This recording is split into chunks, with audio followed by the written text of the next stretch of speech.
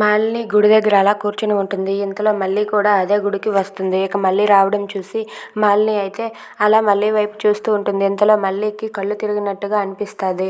ఇక కళ్ళు తిరిగి మల్లి అక్కడే అలా స్పృహ కోల్పోయి పడిపోతుంది. అది చూసి మాలిని అయితే మల్లి దగ్గరికి వెళ్ళి మల్లి ఏమైంది మల్లి అని చెప్పి ఎంత లేపినా సరే లేవదు. ఇక మల్లిని హాస్పిటల్కి తీసుకుని వెళ్ళి డాక్టర్తో చెకప్ చేయించుతూ ఉంటుంది. ఇక మల్లిని అయితే డాక్టర్ చెక్ చేస్తూ ఉంటారు.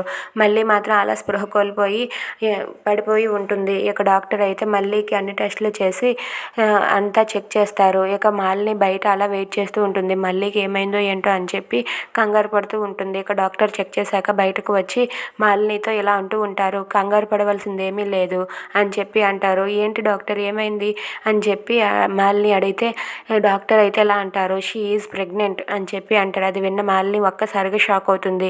ఏంటి మళ్ళీ ప్రెగ్నెంటా అని చెప్పి అంటూ ఉంటుంది. అవునమ్మా, తను తల్లి కాబోతుంది, అందుకే చిన్నది కళ్ళు తిరిగినట్టుగా అనిపించింది అని చెప్పి డాక్టర్ అంటారు. అది విన్న మాలిని ఒక్కసారిగా షాక్ అయ్యి అలా ఉండిపోతుంది. ఇక మళ్ళీ అయితే ప్రెగ్నెంట్ అని తెలిసి మాలిని అలా షాక్లో ఉండిపోతుంది. ఇప్పుడు ఏం చేయాలో తెలియక అలా ఉండిపోతుంది. If you like this video please subscribe our channel.